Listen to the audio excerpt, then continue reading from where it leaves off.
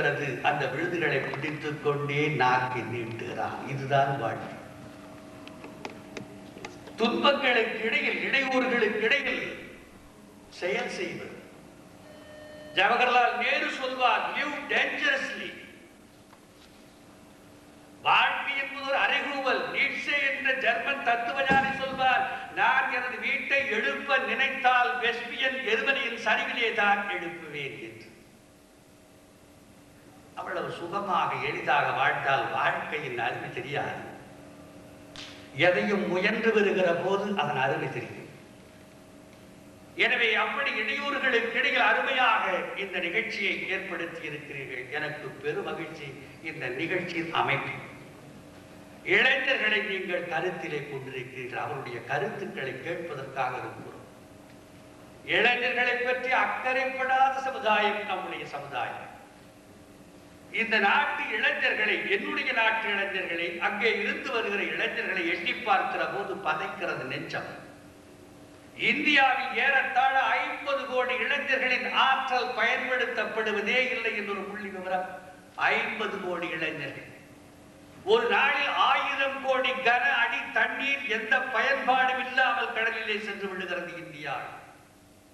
1000 கோடி கன அடி தண்ணீர்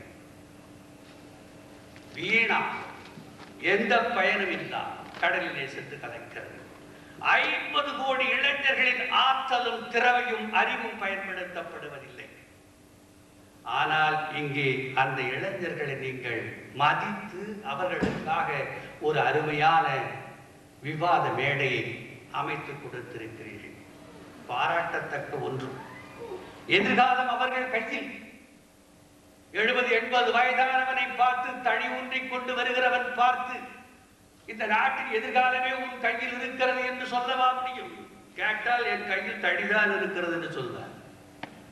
இளைஞர்கள் கையில் எதிர்காலம் இருக்கிறது என்ற நம்பிக்கையோடு இளைஞர்களும் அரிய சாதனைகளை செய்ய முடியும் என்ற நம்பிக்கை நமக்கு வாழ்வு. நமக்கு அப்படி நம்பிக்கையே கிடையாது. எனக்கு வயசு 10. நம்முடைய நாட்டில் 30 வயதானாலும் 40 வயதானாலும் அம்மாவின் முந்தானியை பிடித்துக் கொண்டே பிள்ளை, அப்பாவின் பணப்பையை நம்பிக்கொண்டே பிள்ளை. உயிரினங்கள் கூட அப்படி இல்லையே. உயிரினம் அப்படியே இருக்கிறது. பிள்ளைகளை, பெற்றோர்களை ஒருவரை ஒருவர் சார்ந்திருக்கிற நிலைமை மனிதனுக்கு மட்டும்தான். ஒரு ஆடு நினைப்பதில்லை தன்னுடைய குட்டி வளர்ந்து வயதான காலத்தில் தனக்கு சோறு போடும். எந்த ஆடாவது நினைக்கிறான்? நாம குட்டி எவ்வளவெல்லாம் கஷ்டப்பட்டு வளர்த்துருக்கிறோம், நாம தான் பெற்றோம். அது நம்ம வயசான காலத்துல பாதுகாப்பு புல்லெல்லாம் கொண்டாந்து தரும் நான் நினைக்கிறேன். உடனே மனிதனுக்குத்தான் இயலுவதில்லை. ஆடு குட்டி போட்டால், நாய் குட்டி போட்டால், குட்டி உடனே பால் குடிக்க எந்த இடத்திற்கு போக வேண்டும் என்று குட்டிக்கு அறிவு இருக்கிறது. ஆனால் குழந்தையை பெற்ற தாய் என்ன நினைக்கிறாள்? குழந்தையை வந்து பாலை பார்த்து குடிக்கணும்னு நினைக்கிறாள். இவ எடுத்து கொடுத்ததான் உண்டு, மார்பில் அணைத்து கொடுத்தால் தான் உண்டு. எனவே நாம் அப்படி நினைக்கிறோம். அதனால் தான் பெரியவர்களை பற்றியும் இளைஞர்கள் தப்பாக நினைக்கிறார்கள். நான் பணியாற்றிக் கொண்டிருந்த போது பெற்றோர்களை பற்றி ஒரு கட்டுரை எழுத சொன்னேன். அவருடைய பெற்றோர்களை பற்றி தெரிந்து கொள்ளலாம், பெற்றோர்களை பற்றி அவர்கள் என்ன நினைக்கிறார்கள் என்பதை தெரிந்து கொள்ளலாம் என்று ஒரு பையன் எழுதியிருந்தார்.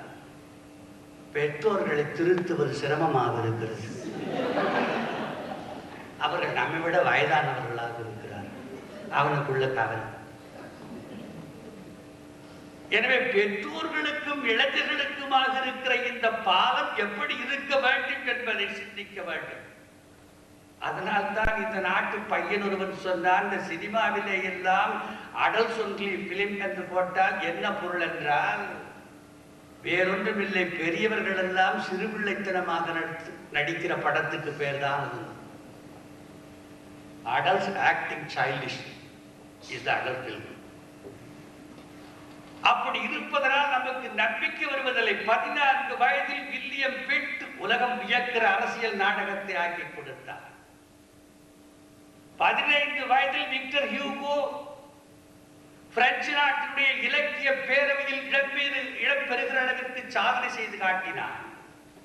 16வது வயதில் அலெக்சாண்டர் படைத்தலைமை தாங்கினார். அதே 16 வயதில் அரிஸ்டாட்டிலுடைய கோட்பாடு ஐயத்திற்குரியதென்று பிரான்சிஸ் பேக்கன் எழுதி காட்டினார். 17வது வயதிலே கலீலியோ கோயிலில் ஆடுகிற விளக்கை பார்த்து ஊசல் தத்துவத்தை உலகத்திற்கு உதவினார். 18 வயதில் ஜான் ஆஃப் ஆர்க் தலைமை தாங்கி நடத்தினார். இளைஞர்களை நம்ப வேண்டும். நீங்கள் பாரத கதையை படித்து பாருங்கள். பாரத கதையில் மிக அறிவுடையவனாக இளைஞரை நாம் சந்திக்கிற வாய்ப்பு வரும். அவ்வேர் தேவவிரதன். அதனால் ஒரு பாட்டே உண்டு, இளையர் முதியர் என்னும் இருபார் பற்றி விளையும் அறிவு என்ன வேண்டாம். இளையர் முதியர் பார்த்து அறிவு வருதே கிடையாது. இளையருக்கு அறிவு நிறைய இருக்கலாம், வயதானவனுக்கு அது இல்லாமலே போகலாம்.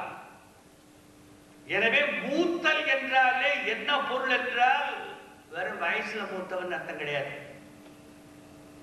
திருக்குறள் பரிமையில் எழுத உரை எழுதி காட்டுவார், காலத்தாலும் ஞானத்தாலும் சீலத்தாலும் மூத்தல். வயசுலையும் மூத்திருக்கணும், அறிவிலையும் மூத்திருக்கணும், ஒழுக்கத்திலையும் மூத்திருக்கணும். இவங்கதான் மூத்தவர்கள் பேர். நம்ம நாட்டில் வயசானவர்களே மூத்தவர்கள் சொல்லுகிறார்கள், நாம் நம்புறோம். இளையர் முதியர் எனும் இருபார் பற்றி விளையும் அறிவு என்ன வேண்டாம். இளையனாம் தன் தாதை காதல் நுகர வேண்டி தன் காதல் நீத்தான் உலகு. உங்களுக்கு சந்தது அரசன் பாரத கதையில் வருகிறார். மச்சகந்தி என்ற மீனவ பெண்ணை பார்த்து காதல் பரவசம் அடைகிறார். நம்முடைய நாட்டிலே காதல் பரவசம் எல்லாம் மனைவியை விட்டு அயல் பக்கமாகத்தான் அதிகமாவது வழக்கம். இவனுக்கு மனைவி மக்கள் உண்டு, ஆனாலும் மச்சகந்தி என்ற மீனவ பெண்ணை பார்த்ததில் இவனுக்கு காதல் பரவசம் உண்டாகிறது. மணக்க விரும்புகிறார். மச்சகந்தியினுடைய தந்தை சொல்லுகிறார், மச்சகந்திக்கு பிறக்கிற குழந்தைக்கு அரசு ஆளுகிற உரிமை கிடைக்கும் என்றால் இந்த மனத்திற்கு ஒப்புவேன். யாரை கேட்பது? தேவவிரதனை வந்து கேட்கிறார்கள். தேவவிரதன் சொல்கிறார், எனக்கு அரசாள விருப்பமில்லை, நீங்கள் மணந்து கொள்ளுகிற மச்சகந்திக்கு பிறக்கிறவனே மகுடம் சூட்டிக் கொள்ளட்டும் என்று. நீ வேண்டாம் என்று சொல்லலாம் அப்பா தேவவிரதா. உனக்கு பிறக்கிற பையன் நாளைக்கு போட்டியிட்டால் என்ன செய்வது? அதற்கு பிறகு தேவவிரதன் ஒரு கடுமையான விரதம் எடுக்கிறார், நான் திருமணமே செய்து கொள்வதில்லை என்று. உலகம் திடுக்கிடுகிறது. அவன்தான் பீஷ்மன். எவ்வளவு பெரிய உறுதிப்பாடுடையவனாக இளைஞன் இருக்கிறான் என்று நீங்கள் சிந்தித்தீர்களானால் அப்படிப்பட்ட உறுதிப்பாடுடைய இளைஞர்கள் இன்றைய சமுதாயத்தில் இருக்கத்தான் செய்கிறார்கள். நம்முடைய அரசியல்வாதிகள் அவர்களை கவனிப்பதில்லை.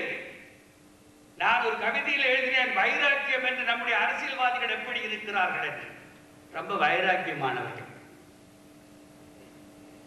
புது கவிதையில தலைப்பு தான் ரொம்ப முக்கியம். முதல்ல என்ன வைராக்கியம் என்றால் கவிதையை பார்க்க வேண்டும். எங்கள் ஊரிலே ஒருவர் ஊராட்சி மன்ற உறுப்பினரானார், ஒன்றிய தலைவரானார், சட்டமன்ற உறுப்பினரானார், அமைச்சரானார், அயல் நாட்டு தூதரானார்.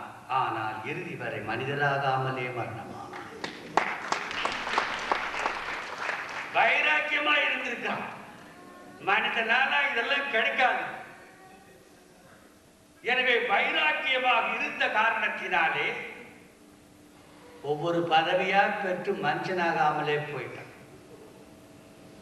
நம்முடைய அரசியல்வாதிகள், நம்முடைய ஆன்மீகவாதிகளுக்கு இளைஞர்களை பற்றி அதிக கவலை இல்லை. ஒரு மடத்திலே 2 சாமியார்கள் தத்துவத்தை அலசிக் கொண்டிருந்தார்கள். உள்ளே மூக்கை நீட்டியவன் கேட்டான், சுவாமிகளே என்ன தத்துவம் என்று. புரியாதப்பா, இது தத்தி சார்ந்த தத்துவம். என்ன தத்தி சார்ந்த தத்துவம்? ஆமாம், தத்தி சார்ந்த தத்துவம். தத்துவத்தை தப்பென்றால் தடியெடுத்து ஒத்துவோம். இப்படி கூட தத்துவமா? சாமி கொஞ்சம் விளக்குங்களேன். விளக்கவா? உள்ள தெய்வம் கல்லடா, உலாவும் தெய்வம் செம்படா. உலா வருகிற தெய்வம் செம்பு, உள்ள இருக்கிற தெய்வம் கல்லு. பேசும் தெய்வம் நானடா நீயடா, பெரிய தெய்வம் சோறுடா. எல்லாவற்றுக்கும் பெரிய தெய்வம் சோறு. ஆன்மீக உலகம் சமுதாயம் எப்படி இருக்கிறது என்றால், 2 எழுத்தாளர்கள் பேசிக் கொள்கிறார்கள். வாடா மாலி, ஞானபுத்திரன் எழுதின கவிதை. வாடா மாலி, சமூகம் கெட்டுவிட்டது சோடா உடைப்போம். சோடா உடைத்து குடித்துக் கொண்டே இதை பற்றி பேசுவோம். எனவே இளைஞர்களுடைய மனப்பான்மையை நினைத்து அருமையான ஒரு கருத்தரங்கத்தை ஏற்பாடு செய்திருக்கிறீர்கள். இந்த நேரத்தில் இங்கு அவ்வளவு அருமையான விழா, இளைஞர்கள் பங்கேற்கிறார்கள். இதே நேரத்தில் ஈழத்தில் நடைபெறுகிற போராட்டத்தை நினைத்தால் இதயம் குமுறாமல் இருக்க முடியாது. அந்த நாட்டு குழந்தைகளுக்கு இப்படிப்பட்ட விழாக்களை கலந்து கொள்ளுகிற வாய்ப்புண்டா, காணுகிற வாய்ப்புண்டா? எப்பொழுது அவர்கள் பள்ளிக்கு செல்ல முடியும், பாடம் கற்க முடியும்? எப்பொழுது அவர்கள் இனிய பாடலை பாடுவார்கள்? எப்பொழுது அவர்கள் உதடுகளுக்கு புன்னகை சொந்தமாகும்?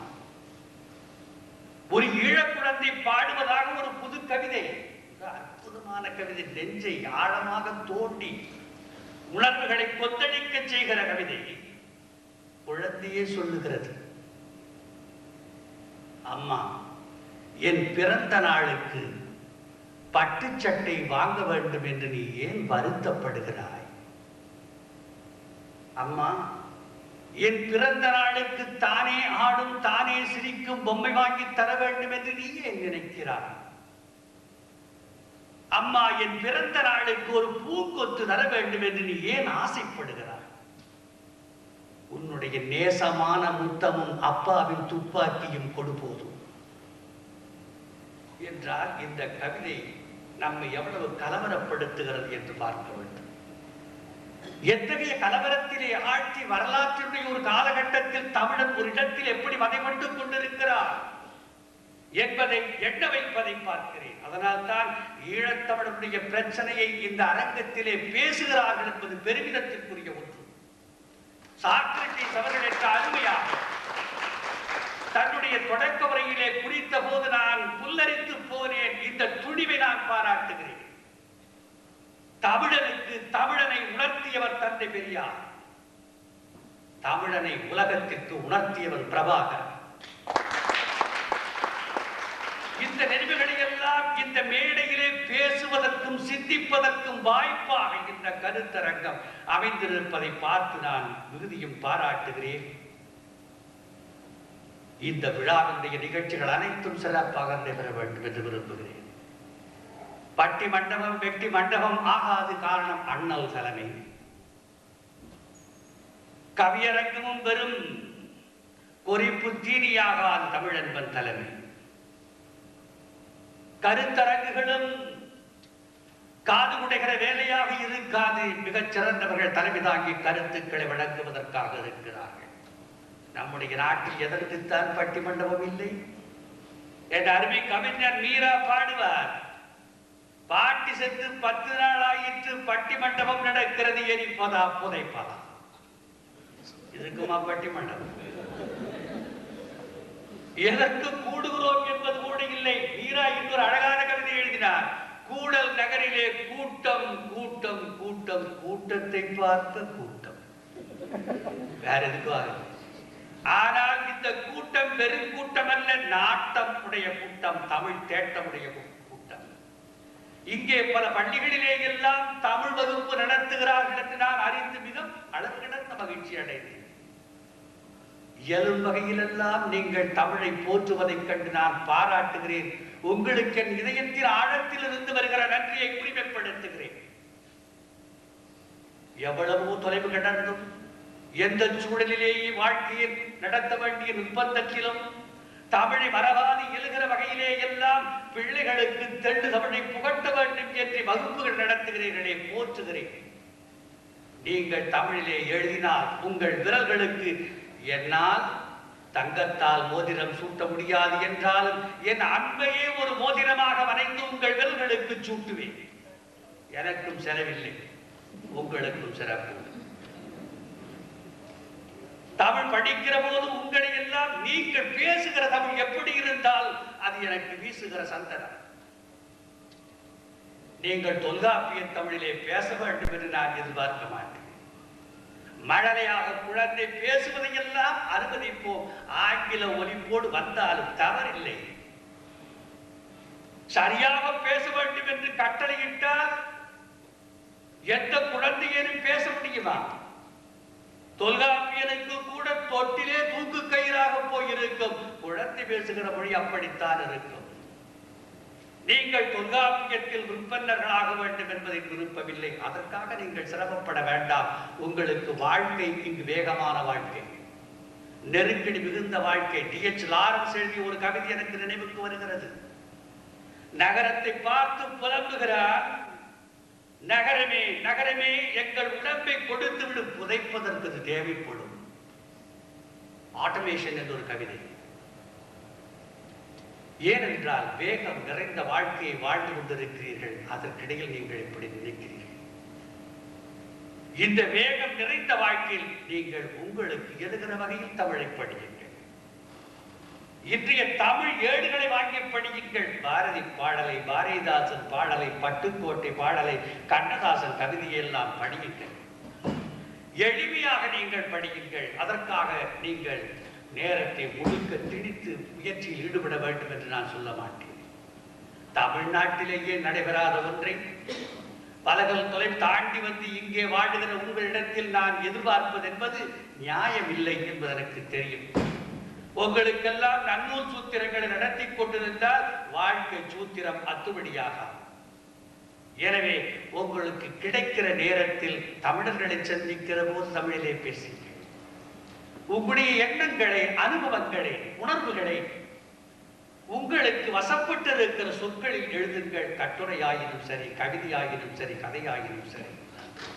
உங்கள் மலரை சென்றாண்டு மலரை பார்த்த போது நான் மிகுந்த மகிழ்ச்சி அடைந்தேன். இந்த ஆண்டு மலரை இன்னும் நான் படிக்க இயலவில்லை. எனவே மிகச்சிறந்த தமிழ் உணர்வோடு, தலைதாட்டி வணக்கத்தக்க தமிழ் உணர்வோடு வாழுகிற உங்களை எல்லாம் நான் மிகுதியும் பாராட்டி உள்ளத்தின் ஆழத்தில் ஊற்றெடுத்து வரும் அன்பு வெள்ளத்தை கொட்டி நன்றி தெரிவித்து இந்த நிகழ்ச்சியை மெத்த மகிழ்ச்சியோடும் பெருமையோடும் உவப்போடும் நான் தொடங்கி வைக்கிறேன். அனைவருக்கும் என்னுடைய நன்றி, வணக்கம்.